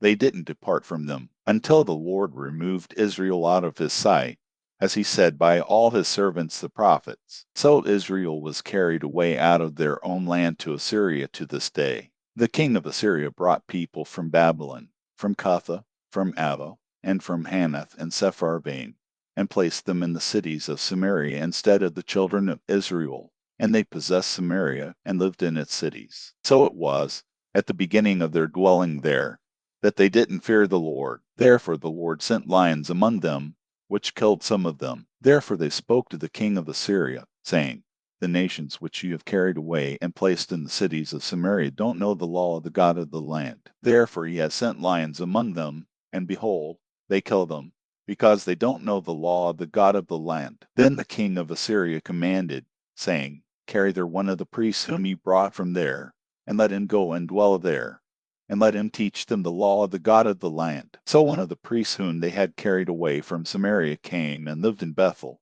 and taught them how they should fear the Lord. However, every nation made gods of their own, and put them in the houses of the high places which the Samaritans had made, every nation in their cities in which they lived. The men of Babylon made Succoth-Benoth, and the men of Cuth made Nergal, and the men of Hamath made Ashima, and the Avites made Nibhaz and Tartak, and the Sepharvites burned their children in the fire to Adrammelech and Anamelech, the gods of Sepharvaim. So they feared the Lord, and also made from among themselves priests of the high places for themselves, who sacrificed for them in the houses of the high places. They feared the Lord, and also served their own gods, after the ways of the nations from among whom they had been carried away. To this day they do what they did before. They don't fear the Lord, and they do not follow the statutes, or the ordinances, or the law, or the commandment which the Lord commanded the children of Jacob, whom he named Israel, with whom the Lord had made a covenant and commanded them, saying, You shall not fear other gods, nor bow yourselves to them, nor serve them, nor sacrifice to them, but ye shall fear the Lord, who brought you up out of the land of Egypt with great power and with an outstretched arm, and you shall bow yourselves to him, and you shall sacrifice to him. The statutes and the ordinances, and the law and the commandment which he wrote for you, you shall observe to do forevermore. You shall not fear other gods. You shall not forget the covenant that I have made with you. You shall not fear other gods, but you shall fear the Lord your God, and he will deliver you out of the hand of all your enemies. However, they didn't listen, but they did what they did before. So these nations feared the Lord, and also served their engraved images. Their children did likewise, and so did their children's children. They do as their fathers did to this day. 2 Kings, chapter 18. Now in the 3rd year of Hoshea, son of Elah, king of Israel, Hezekiah, the son of Ahaz, king of Judah, began to reign. He was 25 years old when he began to reign, and he reigned 29 years in Jerusalem. His mother's name was Abba, the daughter of Zechariah. He did that which was right in the Lord's eyes, according to all that David his father had done. He removed the high places, broke the pillars, and cut down the Asherah. He also broke in pieces the bronze serpent that Moses had made, because in those days the children of Israel burned incense to it, and he called it Nahashon. He trusted in the Lord, the God of Israel, so that after him was no one like him among all the kings of Judah, nor among them that were before him. For he joined with the Lord. He didn't depart from following him, but kept his commandments, which the Lord commanded Moses. The Lord was with him. Wherever he went, he prospered. He rebelled against the king of Assyria, and didn't serve him. He struck the Philistines to Gaza and its borders, from the tower of the watchman to the fortified city. In the 4th year of King Hezekiah, which was the 7th year of Hoshea, son of Elah, king of Israel, Shalmaneser, king of Assyria, came up against Samaria and besieged it. At the end of 3 years they took it. In the 6th year of Hezekiah, which was the 9th year of Hoshea, king of Israel, Samaria was taken. The king of Assyria carried Israel away to Assyria, and put them in Hala, and on the Habor, the river of Gozan, and in the cities of the Medes, because they didn't obey the Lord their God's voice, but transgressed his covenant, even all that Moses the servant of the Lord commanded, and would not hear it or do it. Now in the 14th year of King Hezekiah, Sennacherib king of Assyria came up against all the fortified cities of Judah, and took them. Hezekiah king of Judah sent to the king of Assyria at Lachish, saying, I have offended you. Withdraw from me. That which you put on me, I will bear. The king of Assyria appointed to Hezekiah king of Judah 300 talents of silver and 30 talents of gold. Hezekiah gave him all the silver that was found in the Lord's house and in the treasures of the king's house. At that time Hezekiah cut off the gold from the doors of the Lord temple, and from the pillars which Hezekiah king of Judah had overlaid, and gave it to the king of Assyria. The king of Assyria sent Tartan, Absaris, and Rabshakeh from Lachish to King Hezekiah with a great army to Jerusalem. They went up and came to Jerusalem. When they had come up, they came and stood by the conduit of the upper pool, which is in the highway of the fuller's field. When they had called to the king, Eliakim the son of Hilkiah, who was over the household, and Shebna the scribe, and Joe the son of Asaph the recorder came out to them. Rabshakeh said to them, Say now to Hezekiah, the great king, the king of Assyria, says, What confidence is this in which you trust? You say, but they are but vain words. There is counsel and strength for war. Now in whom do you trust, that you have rebelled against me? Now, behold, you trust in the staff of this bruised reed, even in Egypt. If a man leans on it, it will go into his hand and pierce it. So is Pharaoh king of Egypt to all who trust on him. But if you tell me, We trust in the Lord our God, isn't it he whose high places and whose altars Hezekiah has taken away, and has said to Judah and to Jerusalem, You shall worship before this altar in Jerusalem. Now therefore, please give pledges to my master the king of Assyria, and I will give you 2,000 horses if you are able on your part to set riders on them. How then can you turn away the face of one captain of the least of my master's servants, and put your trust on Egypt for chariots and for horsemen? Have I now come up without the Lord against this place to destroy it? The Lord said to me, Go up against this land and destroy it. Then Eliakim the son of Hilkiah, Shebna, and Joe said to Rabshakeh, Please speak to your servants in the Syrian language, for we understand it. Don't speak with us in the Jews' language, in the hearing of the people who are on the wall. But Rabshakeh said to them, Has my master sent me to your master and to you, to speak these words? Hasn't he sent me to the men who sit on the wall, to eat their own dung, and to drink their own urine with you? Then Rabshakeh stood and cried with a loud voice in the Jews' language, and spoke, saying, Hear the word of the great king, the king of Assyria. The king says, Don't let Hezekiah deceive you, for he will not be able to deliver you out of his hand. Don't let Hezekiah make you trust in the Lord, saying, The Lord will surely deliver us, and the city shall not be given into the hand of the king of Assyria. Don't listen to Hezekiah, for the king of Assyria says, Make your peace with me, and come out to me, and every one of you eat from his own vine, and every one from his own fig tree, and every one drink water from his own cistern, until I come and take you away to a land like your own land, a land of grain and new wine, a land of bread and vineyards, a land of olive trees and of honey, that you may live and not die. Don't listen to Hezekiah when he persuades you, saying, The Lord will deliver us. Has any of the gods of the nations ever delivered his land out of the hand of the king of Assyria? Where are the gods of Hamath and of Arpad? Where are the gods of Sepharvaim, of Hena, and Iva? Have they delivered Samaria out of my hand? Who are they among all the gods of the countries that have delivered their country out of my hand, that the Lord should deliver Jerusalem out of my hand? But the people stayed quiet, and answered him not a word, for the king's commandment was, Don't answer him. Then Eliakim the son of Hilkiah, who was over the household, came with Shebna the scribe, and Joe the son of Asaph the recorder to Hezekiah with their clothes torn, and told him Rabshakeh's words. 2 Kings, chapter 19. When King Hezekiah heard it, he tore his clothes, covered himself with sackcloth,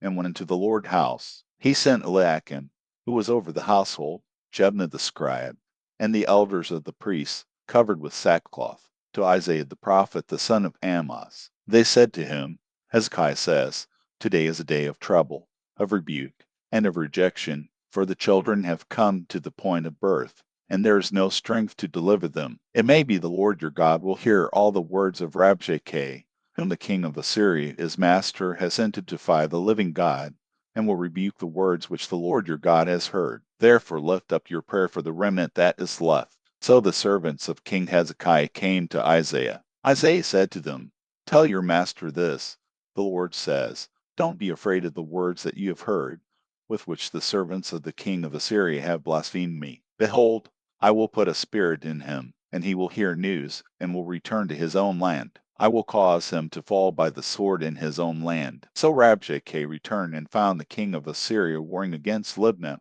for he had heard that he had departed from Lachish. When he heard it said of Tirhakah king of Ethiopia, Behold, he has come out to fight against you. He sent messengers again to Hezekiah, saying, Tell Hezekiah king of Judah this, Don't let your God in whom you trust deceive you, saying, Jerusalem will not be given into the hand of the king of Assyria. Behold, you have heard what the kings of Assyria have done to all lands by destroying them utterly. Will you be delivered? Have the gods of the nations delivered them, which my fathers have destroyed Gozan, Haran, Rezeph, and the children of Eden who were in Telassar? Where is the king of Hamath, the king of Arpad, and the king of the city of Sepharvaim, of Hena, and Iva? Hezekiah received the letter from the hand of the messengers and read it. Then Hezekiah went up to the Lord's house and spread it before the Lord. Hezekiah prayed before the Lord and said, Lord, the God of Israel, who are enthroned above the cherubim, you are the God, even you alone, of all the kingdoms of the earth. You have made heaven and earth. Incline your ear, Lord, and hear. Open your eyes, Lord, and see. Hear the words of Sennacherib, which he has sent to defy the living God. Truly, Lord, the kings of Assyria have laid waste the nations and their lands, and have cast their gods into the fire, for they were no gods, but the work of men's hands, wood and stone. Therefore they have destroyed them. Now therefore, Lord our God, save us, I beg you, out of his hand, that all the kingdoms of the earth may know that you, Lord, are God alone. Then Isaiah the son of Amoz sent to Hezekiah, saying, The Lord, the God of Israel, says you have prayed to me against Sennacherib king of Assyria, and I have heard you. This is the word that the Lord has spoken concerning him.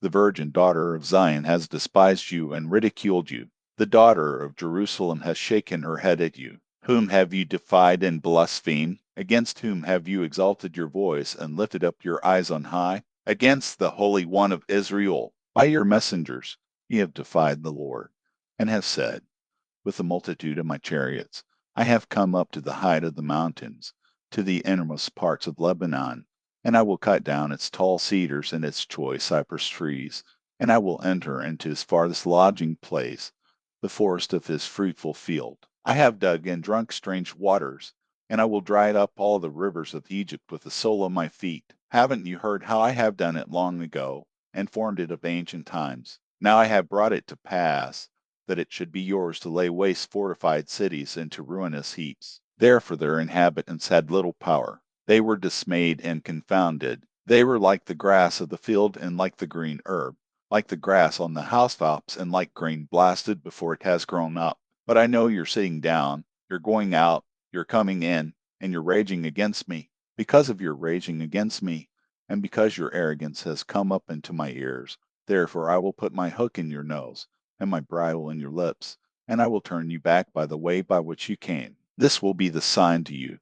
This year you will eat that which grows of itself, and in the second year that which springs from that, and in the third year sow and reap, and plant vineyards and eat their fruit. The remnant that has escaped of the house of Judah will again take root downward, and bear fruit upward. For out of Jerusalem a remnant will go out, and out of Mount Zion those who shall escape. The Lord's zeal will perform this. Therefore the Lord says concerning the king of Assyria, He will not come to the city, nor shoot an arrow there. He will not come before it with shield, nor cast up a mountain against it. He will return the same way that he came, and he will not come to the city, says the Lord. For I will defend the city to save it, for my own sake and for my servant David's sake. That night the Lord angel went out and struck 185,000 in the camp of the Assyrians. When men arose early in the morning, behold, these were all dead bodies. So Sennacherib king of Assyria departed, went home and lived at Nineveh. As he was worshipping in the house of Nisroch his god,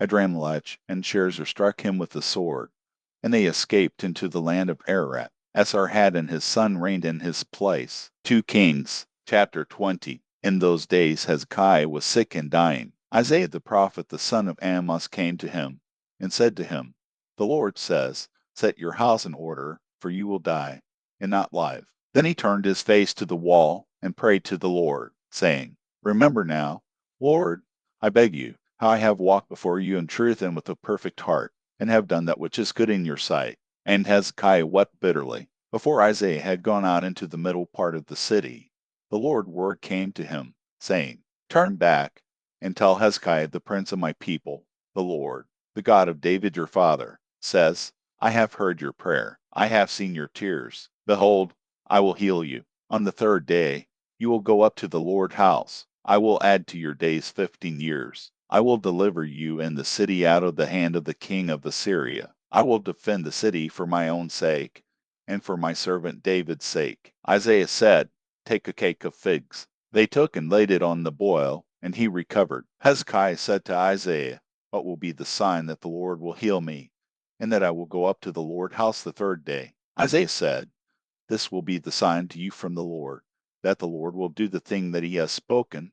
Should the shadow go forward 10 steps, or go back 10 steps?" Hezekiah answered, "It is a light thing for the shadow to go forward 10 steps. No, but let the shadow return backward 10 steps." Isaiah the prophet cried to the Lord, and he brought the shadow 10 steps backward, of which it had gone down on the sundial of Ahaz. At that time Baladin the son of Baladin, king of Babylon, sent letters and a present to Hezekiah, for he had heard that Hezekiah had been sick. Hezekiah listened to them, and showed them all the storehouse of his precious things, the silver, the gold, the spices, and the precious oil, and the house of his armor, and all that was found in his treasures. There was nothing in his house, or in all his dominion, that Hezekiah didn't show them. Then Isaiah the prophet came to King Hezekiah, and said to him, "What did these men say? From where did they come to you?" Hezekiah said, "They have come from a far country, even from Babylon." He said,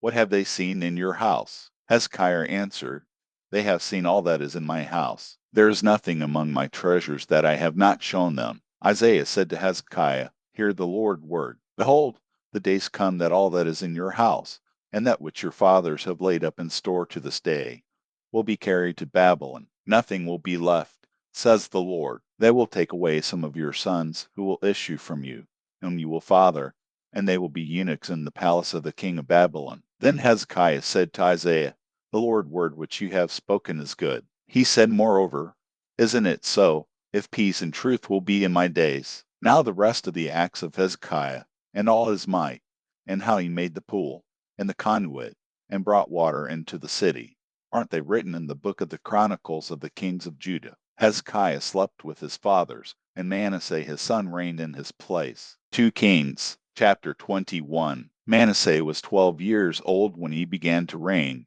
and he reigned 55 years in Jerusalem. His mother's name was Hephzibah. He did that which was evil in the Lord's sight, after the abominations of the nations whom the Lord cast out before the children of Israel. For he built again the high places which Hezekiah his father had destroyed, and he raised up altars for Baal, and made an Asherah, as Ahab king of Israel did, and worshipped all the army of the sky, and served them. He built altars in the Lord's house, of which the Lord said, I will put my name in Jerusalem. He built altars for all the army of the sky in the 2 courts of the Lord's house. He made his son to pass through the fire, practiced sorcery, used enchantments, and dealt with those who had familiar spirits and with wizards. He did much evil in the Lord's sight, to provoke him to anger. He set the engraved image of Asherah that he had made in the house of which the Lord said to David and to Solomon his son, In this house, and in Jerusalem, which I have chosen out of all the tribes of Israel,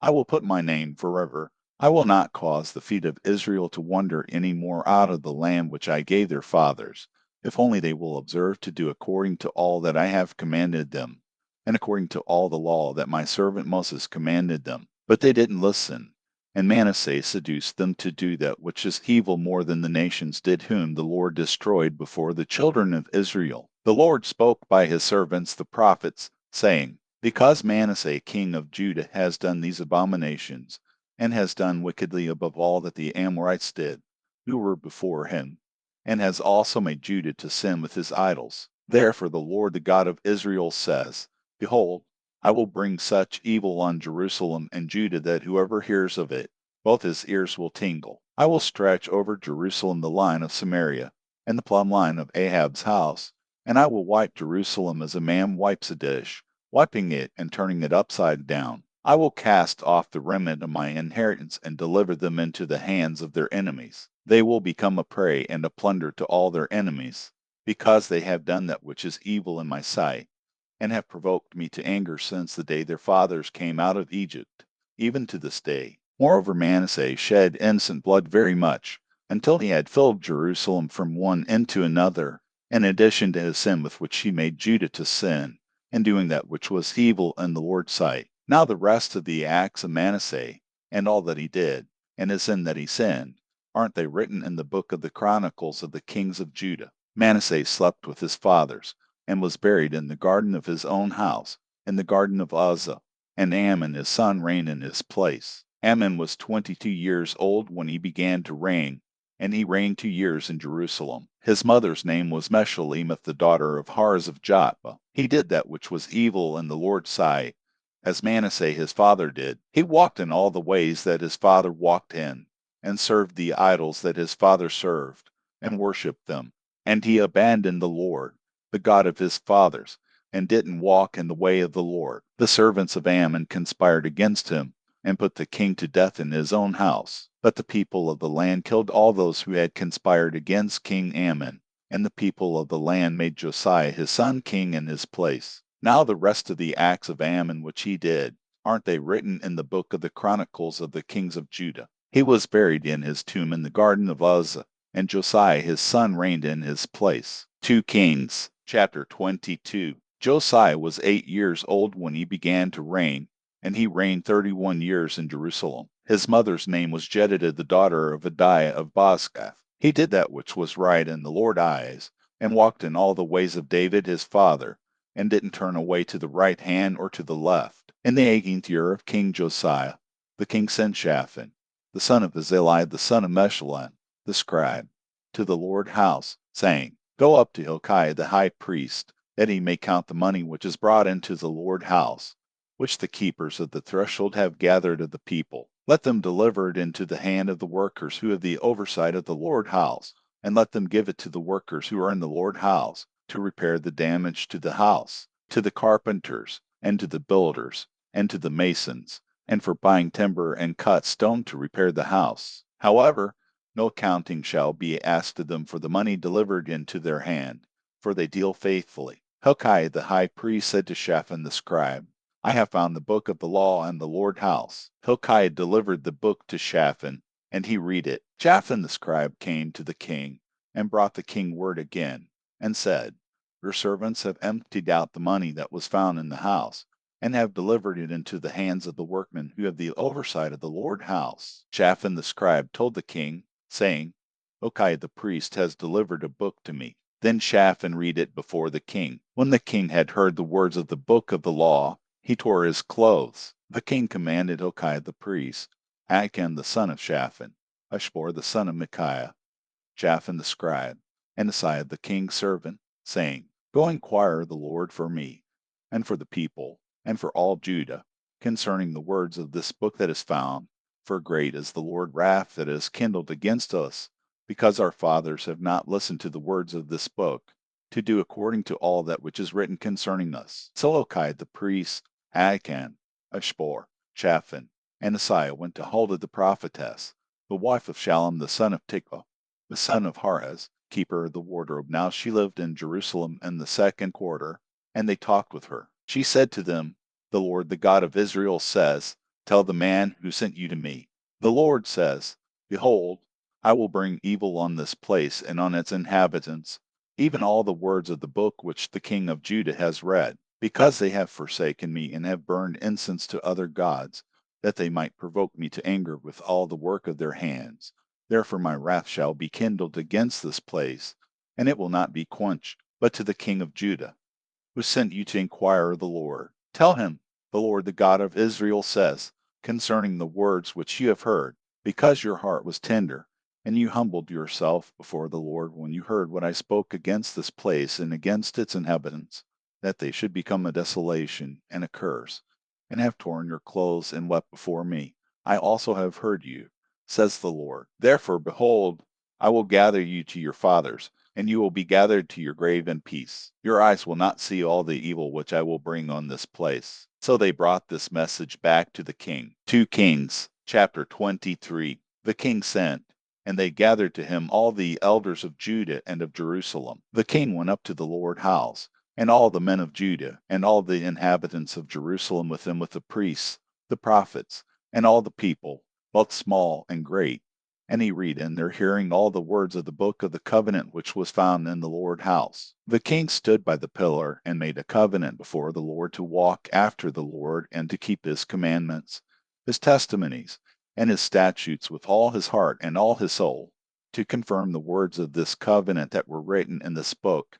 And all the people agreed to the covenant. The king commanded Hilkiah the high priest, and the priests of the second order, and the keepers of the threshold, to bring out of the Lord temple all the vessels that were made for Baal, for the Asherah, and for all the army of the sky, and he burned them outside of Jerusalem in the fields of the Kidron, and carried their ashes to Bethel. He got rid of the idolatrous priests whom the kings of Judah had ordained to burn incense in the high places in the cities of Judah and in the places around Jerusalem, those also who burned incense to Baal, to the sun, to the moon, to the planets, and to all the army of the sky. He brought out the Asherah from the Lord's house outside of Jerusalem to the brook Kidron, and burned it at the brook Kidron, and beat it to dust, and cast its dust on the graves of the common people. He broke down the houses of the male shrine prostitutes that were in the Lord's house, where the women wove hangings for the Asherah. He brought all the priests out of the cities of Judah, and defiled the high places where the priests had burned incense, from Jebah to Beersheba. And he broke down the high places of the gates that were at the entrance of the gate of Joshua the governor of the city, which were on a man's left hand at the gate of the city. Nevertheless, the priests of the high places didn't come up to the Lord's altar in Jerusalem, but they ate unleavened bread among their brothers. He defiled Topheth, which is in the valley of the children of Hinnom, that no man might make his son or his daughter to pass through the fire to Melech. He took away the horses that the kings of Judah had dedicated to the sun, at the entrance of the Lord's house, by the room of Nathan Melech the officer who was in the court, and he burned the chariots of the sun with fire. The king broke down the altars that were on the roof of the upper room of Az, which the kings of Judah had made, and the altars which Manasseh had made in the two courts of the Lord's house, and beat them down from there, and cast their dust into the brook Kidron. The king defiled the high places that were before Jerusalem, which were on the right hand of the mountain of corruption, which Solomon the king of Israel had built for Ashereth the abomination of the Sidonians, and for Chemosh the abomination of Moab, and for Milcom the abomination of the children of Ammon. He broke in pieces the pillars, cut down the Asher poles, and filled their places with men's bones. Moreover, the altar that was at Bethel and the high place which Jeroboam the son of Nebat, who made Israel to sin, had made, even that altar and the high place he broke down, and he burned the high place and beat it to dust, and burned the Asherah, as Josiah turned himself. He spied the tombs that were there in the mountain, and he sent, and took the bones out of the tombs, and burned them on the altar, and defiled it, according to the Lord's word which the man of God proclaimed, who proclaimed these things. Then he said, What monument is that which I see? The men of the city told him, It is the tomb of the man of God who came from Judah and proclaimed these things that you have done against the altar of Bethel. He said, Let him be, let no one move his bones. So they let his bones alone, with the bones of the prophet who came out of Samaria. All the houses also of the high places that were in the cities of Samaria, which the kings of Israel had made to provoke the Lord to anger, Josiah took away, and did to them according to all the acts that he had done in Bethel. He killed all the priests of the high places that were there, on the altars, and burned men's bones on them, and he returned to Jerusalem. The king commanded all the people, saying, "Keep the Passover to the Lord your God, as it is written in this book of the covenant." Surely there was not kept such a Passover from the days of the judges who judged Israel, nor in all the days of the kings of Israel, nor the kings of Judah. But in the 18th year of King Josiah, this Passover was kept to the Lord in Jerusalem. Moreover, Josiah removed those who had familiar spirits, the wizards, and the teraphim, and the idols, and all the abominations that were seen in the land of Judah and in Jerusalem, that he might confirm the words of the law which were written in the book that Hilkiah the priest found in the Lord's house. There was no king like him before him, who turned to the Lord with all his heart, and with all his soul, and with all his might, according to all the law of Moses, and there was none like him who arose after him. Notwithstanding, the Lord didn't turn from the fierceness of his great wrath, with which his anger burned against Judah, because of all the provocation with which Manasseh had provoked him. The Lord said, "I will also remove Judah out of my sight, as I have removed Israel, and I will cast off the city which I have chosen, even Jerusalem, and the house of which I said, My name shall be there." Now the rest of the acts of Josiah, and all that he did, aren't they written in the book of the Chronicles of the kings of Judah? In his days Pharaoh Necho king of Egypt went up against the king of Assyria to the river Euphrates, and King Josiah went against him. But Pharaoh Necho killed him at Megiddo when he saw him. His servants carried him dead in a chariot from Megiddo, brought him to Jerusalem, and buried him in his own tomb. The people of the land took Jehoahaz the son of Josiah, and anointed him, and made him king in his father's place. Jehoahaz was 23 years old when he began to reign, and he reigned 3 months in Jerusalem. His mother's name was Hamutal the daughter of Jeremiah of Libnah. He did that which was evil in the Lord's sight, according to all that his fathers had done. Pharaoh Necho put him in bonds at Riblah in the land of Hamath, that he might not reign in Jerusalem, and put the land to a tribute of 100 talents of silver and a talent of gold. Pharaoh Necho made Eliakim the son of Josiah king in the place of Josiah his father, and changed his name to Jehoiakim. But he took Jehoahaz away, and he came to Egypt and died there. Jehoiakim gave the silver and the gold to Pharaoh, but he taxed the land to give the money according to the commandment of Pharaoh. He exacted the silver and the gold of the people of the land, from every one according to his assessment, to give it to Pharaoh Necho. Jehoiakim was 25 years old when he began to reign, and he reigned 11 years in Jerusalem. His mother's name was Zebidah the daughter of Pedaiah of Rumah. He did that which was evil in the Lord's sight, according to all that his fathers had done. 2 Kings, chapter 24. In his days Nebuchadnezzar king of Babylon came up, and Jehoiakim became his servant 3 years. Then he turned and rebelled against him. The Lord sent against him bands of the Chaldeans, bands of the Syrians, bands of the Moabites, and bands of the children of Ammon, and sent them against Judah to destroy it, according to the Lord's word which he spoke by his servants the prophets. Surely at the commandment of the Lord this came on Judah,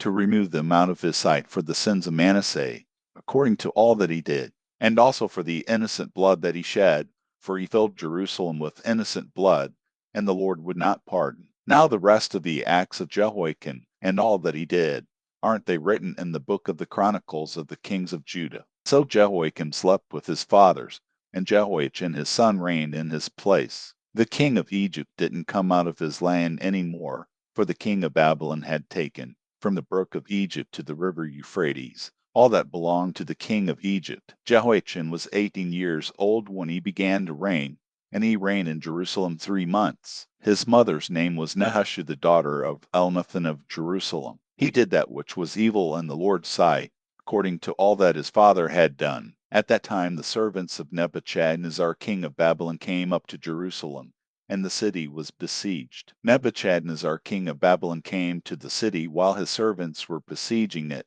and Jehoiachin the king of Judah went out to the king of Babylon, his mother, his servants, his princes, and his officers, and the king of Babylon captured him in the 8th year of his reign. He carried out from there all the treasures of the Lord's house and the treasures of the king's house, and cut in pieces all the vessels of gold which Solomon king of Israel had made in the Lord's temple, as the Lord had said. He carried away all Jerusalem, and all the princes, and all the mighty men of valor, even 10,000 captives, and all the craftsmen and the smiths. No one remained except the poorest people of the land. He carried away Jehoiachin to Babylon, with the king's mother, the king's wives, his officers, and the chief men of the land. He carried them into captivity from Jerusalem to Babylon, all the men of might, even 7,000, and the craftsmen and the smiths 1,000, all of them strong and fit for war.